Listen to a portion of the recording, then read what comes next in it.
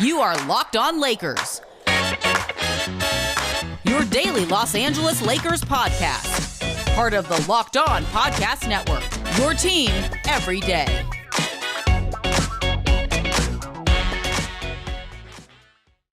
Hey, everybody. Welcome to Locked On Lakers for Tuesday. Brian Kamenetzkys, Andy Kamenetzkys. Want to let you know that today's show brought to you by Rock Auto. Amazing selection, reliably low prices, all the parts your car will ever need. Visit rockauto.com and tell them Locked On sent you. Andy, Tuesday is the official beginning of Russell Westbrook, the Russell Westbrook era in LA. He's being introduced at the facility in El Segundo Tuesday afternoon, and the experience begins today officially. Yeah, stoked to see this, man. We don't know yet whether this is going to be like the next championship in the making. We don't know if this is going to be the next, oh, wow, that did not turn out, incarnation of the Lakers as we expected, because there's been a few. But either way, we know it ain't going to be boring. No, this is not going to be boring these next 2 years. So joining us today to kind of break this down, because Westbrook to the Lakers has got to be one of the most fascinating trades that the NBA has seen in a long time. And the Russell Westbrook experience is its own deal. And so to talk about it, Ed Oliver, he's the host of Locked On Wizards. You can find him on YouTube as well. Just go search for Washington Football, Ed Oliver, Washington Football, or Ed Oliver Wizards, and you get to his stuff. Ed, thanks so much for coming on, man. It's great to meet you. Great to have you on. Thanks for having me on, guys. So kind of break this down for us, because what I was telling Pete Zayas, I responded to Laker Film Room. Laker fans know him really well. That one of the things that I think is really cool for Lakers fans is the opportunity to see Westbrook for 82 games, or 75 or whatever it turns out to be over the course of the year. Because he's one of those dudes to me who doesn't really translate to TV. Having seen him live and all that, he's a whole other deal when you're watching him every day. It was a crazy experience seeing Russell Westbrook in a Wizard jersey. It was something that I never thought I would see. It started out it was rough to start off. He had a quad injury. He was really bad from the free throw line. He's never been a great 3-point shooter, so he was the same guy from the 3-point line. But we were bad. I mean, the Wizards were really bad in that first half of the season. I think we started out we started off 0-4, might have been 0-5. Russ was bad at the beginning of the season. It was rough to watch. And then after the All-Star break, he went on a tear. I mean, the guy gets triple doubles in the first half. In the first 15 minutes of the game, he'll have a triple double. You won't even know about it. And then he broke Oscar Robertson's record for triple doubles, so we celebrated that. And he had an MVP caliber season in that second half of the year. He got an All NBA. He got an MVP vote, and he really was close to making All NBA third team. I mean, the guy, we wouldn't have made the playoffs if it wasn't for Russell Westbrook. We made the play-in game, then we made the playoffs, and he had some crazy games where he took over and he was blocking shots. He was a leader on the team. He helped Rui Hachimura develop a little bit. Rui Hachimura called him sensei because he was such a great leader. There's going to be some ups. Russ is going to frustrate you for sure. He's going to take some ill-advised shots. He's going to take some threes in the fourth quarter that you don't want to see, and he's going to turn the ball over. He's going to make some crazy plays, but at the same time, for 5 mistakes, he's going to give you 10 great plays. So there's going to be some head-scratching moves. You talked about the second half versus the first half with Russ, and also really the Wizards in general. That season really was a tale of two halves. With Russ in particular, what was different that you saw in him that started either translating personally with his play or with the overall team play that worked so much better? Yeah, in the first half, he could barely even dunk. And that was weird because we know Russ is known for his athleticism. He's probably the most athletic point guard in the history of the NBA. I think you could definitely argue that. Oh yeah, and and he wasn't even dunking the ball. He missed some dunks, and I was like, "Is this really Russell Westbrook? We really just traded for a guy that's washed up?" And a lot of people are doubting him. The Wizards, we always get guys that are at the end of Michael Jordan in the Wizards jersey. We always get the tail end of stars, at the end of their Paul Pierce. So we always get guys like that, and I was like, okay, here goes another guy like that. But Russ really, I'm not going to say he surprised me, but that second half after the All-Star break, he got a haircut. I don't know if that helped him transition back to what he was.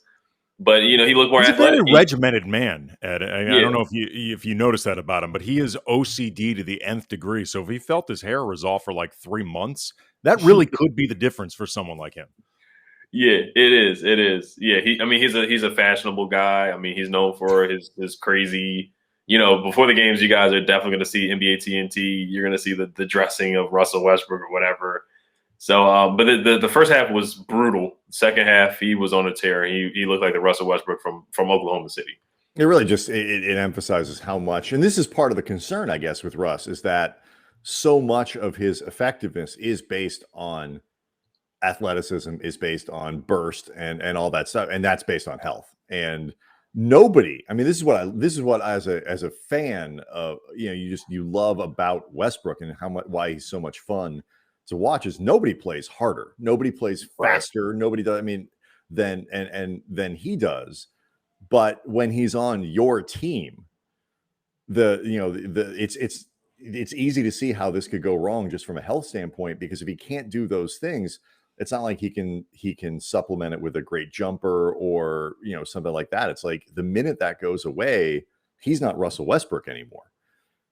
Right. That's very true. That's the concern, because when you get to the playoffs, you can see some of those flaws in his game where he's not much of a 3-point shooter. Teams will sag off. They will, like Rajon Rondo, they won't go past the free throw line on Russell Westbrook, and that does hurt you with spacing. I mean, him and LeBron, I think they should work, but those are the concerns with him. He's a great player, but there are some improvement areas in his game that you want to see him be better at. But I mean, he's Russell Westbrook, so he's going to be what he is. If he can develop a 3-pointer, I mean, that would be incredible to see from Russell Westbrook. I mean, if it was going to happen, it would have happened. Yeah, it's funny, Ed, because I, as far as that 3-point shot, I mean, never say never. Jason Kidd went from acing to the guy that was taking corner threes, but never.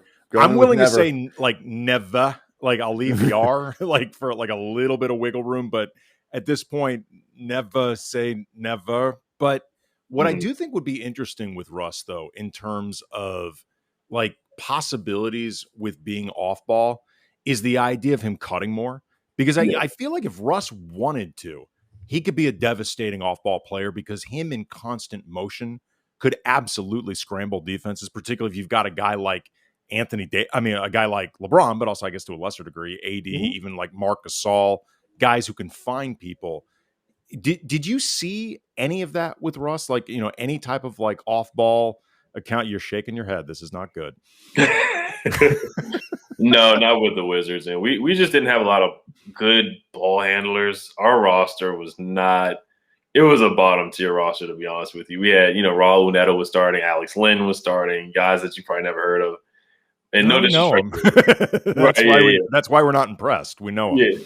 Yeah. Robin Lopez was getting huge minutes. No disrespect to those guys, but we didn't even have guys like a LeBron. Well, of course, we're not going to have guys like a LeBron, but we didn't have other guys that could really handle the rock and create for themselves and pass the ball to Russ. So Russ had the ball 99% of the time. It was either him or Bradley Beal, and that's it. Do you think it's there? Do you think it hasn't been needed? There hasn't been the motivation? Because Andy's right. I agree with him. Like the concept of Russ moving away from the ball and creating issues for opposing defenses that way, who have to keep their eyes on him while watching LeBron James, is awesome. But it's, he's 32 years old, I think, at this point. It's not happened yet. Yeah, I think I'll be optimistic and think it's possible. I mean, you saw with the Rockets where James Harden was the ball dominant. He was playing point guard at times, and he was throwing lobs to Russ. I think it's possible. They traded away Clint Capella just so Russ could basically be almost their 5-man, where he was running at the rim and catching lobs. I think it's possible. There were some games where Russ, his form looked better towards the end of the season, where he was a lot better from the free throw line. And he did hit at least about 1 or 2 threes a game. So I think it's possible. But I like what you guys did with the other pieces. I think your free agency signings, you guys signed a lot of shooters where if Russ is unable to do it, then you could just use the other guys like Monk. Monk is a good shooter. I thought that was an incredible signing by you. All the shooters you guys signed, I like all the sign. I like the signings that you guys made. So it can compensate for if Russ is unable to do those things that we talked about. A couple more things we want to talk to you about in terms of the way that Russ fits and just sort of the experience of Westbrook and what that is, what Lakers fans might want to keep an eye out for. We'll do that next. Locked On Lakers brought to you by RockAuto.com. With the ever-increasing numbers of makes and models out there, it is impossible to stock all the parts you would need in a traditional chain storefront. And why would you spend 30%, 50%, 100% more for the exact same auto parts at a chain store or new dealership anyway, when you can get it for far less at RockAuto.com? For example, Honda Odyssey fuel pump, $353 from a chain store. I don't even know what a fuel pump is, but I know that is way too expensive. You know how I know? Ed, you know how I know? Because $216 from RockAuto.com. RockAuto.com, they are a family business. They have been serving auto part customers online for 20 years. So go to RockAuto.com right now. See all the parts available for your car, for your truck. Write Locked On in the How Did You Hear About Us box so they know we sent you. Amazing selection, reliably low prices, all the parts your car will ever need. RockAuto.com. Russ is, I'd say, to put it charitably, not known for his defense. Mm-hmm. What did you see from him last season? I want to get into some specifics, but overall first, what did you see from him defensively? He had his moments. He had his spurts because he has the athletic tools, and he's so athletically gifted that he can move his feet and get down the stance and block shots from behind. There were some games where lost a little bit, like Ben Simmons would have, like on a backdoor cut, and somebody would be wide open for a three, and Russ is kind of like in the paint for some reason. So communication, our defense was just terrible. The Wizards' defense has been bad anyway. I was going to say the Wizards as a team were atrocious defensively, like unspeakably bad on that side of the ball, and that makes a difference. If you're not a plus defender, and Russ isn't that guy, when you're surrounded by other terrible defense, it's not going to bring out your best. That is true. Yeah, we were dead last in points allowed. We gave up 118 points per game. We scored a lot of points. So it was a track meet. It was like an ABA Harlem Globetrotters games with us, 130, 140, 120 points a game. But he has to lock in and get focused. I know you guys are ranked highly in almost every statistical category defensively last year, so that should be able to rub off on him. But yeah, getting in the pass lanes and getting those steals for fast breaks, he's really good at that. So he can get the highlight dunks and whatnot. So he's really skilled at doing that. But I just think he has to mentally lock in the whole game. Like Tyrese Maxey from the Sixers, he went crazy and had 20 points off the bench, a rookie in a playoff game, being guarded by Russ and our other point guards. That's inexcusable. So he just has to focus. Can he focus the full season on defense? We'll see. He's good at the highlight steals and blocks, but the actual defensive metrics of stopping somebody, I think he didn't do that consistently for the Washington Wizards. How much do you think just the structure? I mean, there are two things I think that I guess can motivate Russ, not just defensively, but with all of it. I don't think motivation is going to turn him into a three-point shooter, but it could get him to, you don't think I move off the ball? You don't think I can do anything without the ball in my hands? I'll show you. And certainly Russ, while, not somebody who likes to pick fights with fans like on Twitter or social media, but like he's a guy who I think has a lot of pride in his game. How much do you think just having that structure around will make a difference, and being motivated to show people that he can do these things will be, and guys like LeBron and Anthony Davis holding him accountable, kind of kicking him in the ass. Yeah, I think it should help a lot. The structure with the Wizards was the complete opposite of the Lakers right now. Defensively, we didn't have a lot of guys that could defend at all, and Scotty Brooks is not much of a defensive minded coach, and him and Scott, they love each other, so Scott's not always going to hold Russ accountable. So, and there's other players on this roster that, like LeBron and AD, like you said, who are both kind of in that alpha dog category. Didn't have that much with the Wizards. Bradley Beal's trying to get to that stage. We'll see. But there's other guys that I think can hold Russ accountable too. And I think Russ will focus more defensively on the defensive end. And he won't have to put too much effort offensively like he did with the Wizards, but he's 100-mile-an-hour kind of guy. That's just what he is. He's a 110-mile-an-hour guy. And there's some defensive metrics that do show that Russ played pretty well. I can't remember. I was going to say there's some point of attack stuff where it's that's what it is. Right. Yeah, point of attack. Really, it seems like his off-ball defense is the same as his off-ball offense. When he isn't near the ball, he's not doing anything. But that's stuff that I feel like the Lakers coaching staff from the eyeball test, Ed, as far as that on ball point of attack defense, what did you see from him? Did you actually see like parts during the season where he did look pretty good? Yeah, definitely. There was some every time he played the Pacers. If you want to watch those highlights or those games, those are the games where he locked in on both ends of the floor. For some reason, he loves playing against the Indiana Pacers. He loved it. I got to look at that roster and see if there's somebody that he's had beef with, because that might be the explanation. They did have a guy. Well, Karis LeVert. Karis LeVert is really good. He's a good scorer. Their point guards weren't that great. They got Malcolm Brogdon. He's solid. He's pretty good too.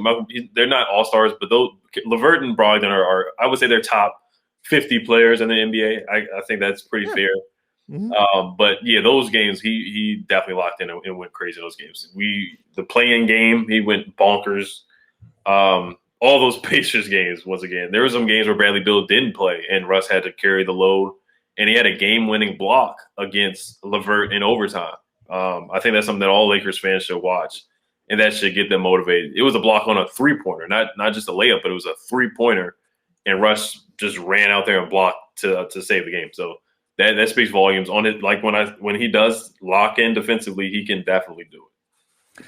My last thing for you, Ed, is just the Lakers talked a lot in the championship year about kind of the edge and the swagger that Rajon Rondo brought to them. And I mean, Russ is as swag a guy as you're going to find in the NBA. He is that ball of energy. He's just a kind of a motivating factor in and of itself. Keeping in mind that he's got two other guys there, that are a big deal, and this is ultimately always going to be LeBron's team. What do you think the effect of having Westbrook's energy around this group could be? Just the Russell Westbrook thing that he can provide, not just on the court but off. It's going to be great. I mean, he's a leader on or off the court. He was early practice, leaving late. He showed guys how to work. He's working on it. He works on his shot. He gets shots up before and after the game. I mean, his work ethic is unmatched. I mean, that's one thing that we can all agree on. Russell, his work ethic, his tenacity, energy, it's contagious. I mean, even before the games, he's hyping up his. He used to dance all the time before the games. He's hyping up teammates, and I mean, he's great. He's the definition of a leader. I think he's a great leader. He'll yell at his teammates. He was yelling at Rui Hachimura, yelling at Bill. He doesn't care who would yell at you if you're not doing something that he doesn't like, or if you miss a layup, assist, and mess up his triple double. He'll yell at you for that. He'll yell at you for everything. I mean, he's the last of. I always say this every time when I talk about the Wizards on my YouTube or on Locked on Wizards. He's the last of a dying breed. There's not a lot of those guys from that 90s. Everybody's buddy now and swapping. I mean, he swapped jerseys too, but everybody, that's something that Michael Jordan wouldn't. I don't see him swapping a jersey with Isaiah Thomas and guys like that. Like, well, Russ, certainly not Isaiah. Well, definitely not Isaiah. He might swap jerseys, but it's not happening with that dude. Yeah, Russ is one of those MJ played golf with opponents of his during the playoffs. Like, that's true. We don't have to go too far with the mythology, but you're absolutely right. Yeah. There's no way in hell he's doing that with Isaiah. but you get where I'm going. Russ is just, he's a guy that does not like his opponent. He's not going to be buddy with his opponents like guys are today. Guys are buddy all the time. But yeah, Russ's energy is going to, and especially for the younger guys. You don't have a lot of young guys on the roster. That's about all three of them. Yeah, about all three of them. THT and Monk, Kendrick Nunn. Kendrick Nunn, yeah. All those guys are definitely going to learn from him. And his best friends are on the team, Carmelo and LeBron, but his energy is unmatched. It really is. I haven't seen a player like him probably since the 90s, since that era. It's going to be endlessly fascinating. And I am excited about it from a basketball standpoint, from a fan standpoint of the NBA. Like, this is going to be a great and interesting season. The Lakers did us all a favor by making this trade. And Ed Oliver, thank you so much for coming on to talk about it. Host of Locked On Wizards. Go over the YouTube, check out all of his stuff.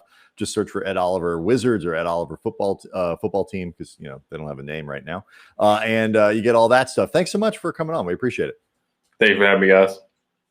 Locked On Lakers brought to you by BetOnline. BetOnline, the fastest, easiest way to bet on all your sports action. Baseball season's in full swing. You can track all the action at BetOnline. This week, as always, tons of sports action on the go. Get all the news, odds, info on your sporting needs, including MLB, UFC, MMA before the next pitch. Head over to BetOnline on your laptop, your mobile device. Check out all the great sporting news, sign-up bonuses, contest information. Don't sit on the sidelines anymore. This is your chance to get into the game. So head over to the website. Use your mobile device, sign up today, receive your 50% welcome bonus on your first deposit using the promo code LOCKEDON. BetOnline, your online sportsbook experts. All right, so thanks again to Ed Oliver for joining the show. It's interesting to talk to people who, I obviously have watched Russell Westbrook play a lot over the course of his career, but I've never watched him for 82 games, like every single night, sort of the Westbrook thing. And every time we do have one of these conversations, we talk about it with ourselves, like whatever it is, I get more excited at just what's coming, because I can see, like, I'll put it this way, Andy, like, there's a part of me that really believes that, again, you can't, make Russell Westbrook a good shooter. He's not going to be like, oh, I'll show you, and suddenly become a 42%. I'm sure he's been in the gym working on this stuff before. Right. That's not going to happen. But what is capable of, like, the ball movement stuff is the being useful away from it when he doesn't have it in his hands, the defense beyond the point of attack. Like, I think a lot of that can be, based to some degree on, people saying he can't do it. And Russ, as much as he, says, I don't care about what other people think, and I genuinely believe him, all these guys want, relish proving people wrong. And I think he understood that when he, engineered the trade to get here in the first place. Well, there's also, too, whether the outside world convinces Russ that he needs to do this stuff in order to prove them wrong, could also be just a matter of Frank Vogel and LeBron and other guys on the team whose voices matter, just saying, like, look, we need this. And we know this has not been asked of you in the past. Whatever. This is what we need. And, the three of us talked about the different ways that we are going to sacrifice. We're going to supplement our game. We're going to make those type of adjustments. This is the thing we need from you, because this doesn't seem like something Russ couldn't figure out if he doesn't want to. Russ is a smart player. Well, the ball movements, moving off ball is muscle memory. It's habit. Right. It's a commitment.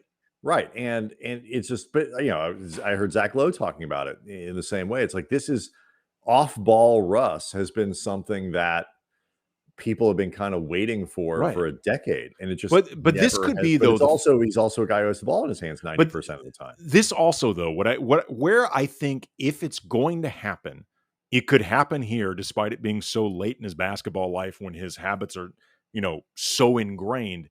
This is the first situation he's ever been in where other people more accomplished than him could say, no, really, you need to do this. And, is he really going to tell LeBron no?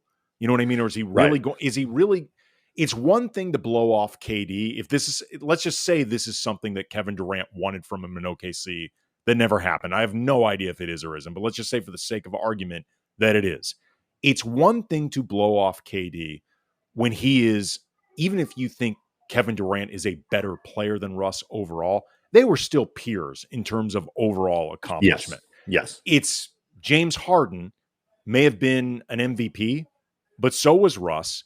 And Harden hadn't accomplished certain things that Westbrook hadn't. Like in terms of overall accomplishment, they were at the same level. Certainly the same thing could be said with Bradley Beal. This is the first time where Russell Westbrook can look at a teammate who has definitively done more than him, definitively has more stature in LeBron. Even if you don't think it's there with Anthony Davis, it's absolutely yeah, there. it's not. LeBron. I would say it's not there with AD in terms of the sort of the gravitas. Russ has a certain stature with among other players. Yeah, but he hasn't won a title. Yeah, AD is title, and I Yeah. think AD is generally considered the better player. I mean, I Yeah. don't think there's any question about certainly that at this stage. So I mean, right? 2 if years, it's and I'm sorry. Go ahead, finish up. I was just going to say, if there's a scenario where this could potentially get unlocked, or if nothing else, Russell Westbrook becomes more mindful of doing it, more committed towards doing it, it's this scenario. Otherwise, it ain't happening. Period. It's just not gonna. And I think too, like, it's also the first situation where there isn't going to be a but. I mean, there's so many. Russ is 14 in 4 years now, right? I mean, we're so, and you go back through his career, maybe this has come up in other spots, but context matters. If it doesn't work, and it's because Westbrook won't perform without the ball in his hands, he won't do the other stuff. He can't. Again, you can't wish him into being a better 3-point shooter. I don't think, and none of that. I'm not talking anything about shooting. But other than my theory, Brian. But right, no, I understand that when you're terrible and you get traded to the Lakers, you suddenly become good. And I think that is good. Right, because all the good shooters have been terrible with the Lakers. Right, but the volume is something that you can talk about. Like, okay, is he taking a ton of shots that ought to go to other people? Has he modified his game in terms of the volume of it, the volume of threes, the volume of shots generally, and all that? If he doesn't do those things, it's not going to be. Yeah, but you got to work with Bradley Beals does this, and like look at all. It's going to be okay. Russ can't do it, and it's going to be Russ didn't. Russ forced his way out of Washington and was unwilling to do the things that were required to go win a title with the Lakers, and he doesn't want to hear that. And these guys are enormously prideful, enormously, and rightfully so. If you were as good and as accomplished as Russell Westbrook is at what you do for a living, and by the way, you're not. I am. You're not. I'm the LeBron in this equation. Mm-hmm. Yeah, I totally get why these guys have that attitude. It's funny. Like it's the mental stuff. I am not worried about the mental stuff. Everything is basketball related in terms of like, I'm not worried about egos. I'm not worried about that stuff. I'm worried about like the mechanics of like what you do in the playoffs when teams wall off Russ or force the ball into his hands and out of LeBron's. Like what do they do at that point? Like it's all basketball stuff, which I think is the best possible scenario, I guess. Well, or maybe is that worse? I don't know. Well, I mean, it depends on what the basketball stuff turns into. Like if the basketball stuff was a perfect fit and you were just worried about egos, would that be better than not really worrying about egos and worrying more about actually basketball? I do. Yeah, I think you're probably right now that I think about it. I mean, the Lakers, Kobe and Shaq managed to win 3 straight championships because the basketball was perfect, even though the two of them hated each other. So, yeah, I would say. Yeah, I've come around. I've come full circle on that. You've given this 5 seconds of thought. Now, having spoken through it, I've really changed my opinion. Yeah, it would be much better if the basketball was perfect and the egos was a thing, because sometimes talent's enough to paper over everything. But speaking, though, of stuff that doesn't have to do with basketball that I wouldn't say I'm worried about, but I'm actually just really fascinated to see how it evolves, is Russ's effect on the culture of this team, because he's known as a big time culture setter. Like he's one of those guys that's known as like, if the call time is 8 a.m., he's going to be there at 5. Like and he's right. Incredibly OCD. Like, God help you if you park in that man's not spot. Park in Russell Westbrook's spot. I mean, Don't like there, he is as regimented and, requires that of other people and often brings that to different organizations, even when he's the visitor. But again, like we talked about before, he has never arrived anywhere with this type of culture, but also another culture setter like LeBron. I think that's going to be great. I love actually the Lakers have that element. I think LeBron is going to appreciate having that element of it's a different voice. It's a different way of doing it. It's a different style. And Russ is going to have an impact that LeBron, I think the biggest beneficiary of this is AD, who can just go play. Yeah. And he'll have he'll have now Russ, who will be kicking his ass every night to like go, play at your level and play hard and play fast and play decisively and do those things, play with the energy, but he won't have as much responsibility for doing anything but leading by example with the rest of the team. And I love AD as a player, and I think he's growing into the leadership role that the Lakers will eventually need him to play when some of these guys aren't here anymore. But for this year, I think he's going to benefit enormously. The mechanics and the chemistry and all that, I think are going to be great. I love all that. It's just the basketball. But anyway, so Russell Westbrook introduced Tuesday afternoon to the Lakers universe. Introductory press conference. We'll have all the news from that. We're still got the mailbag. We're going to start talking to other people about some of the other guys the Lakers have brought in. I am fascinated by Malik Monk and how this could work here. So we're going to get some people on talking about that.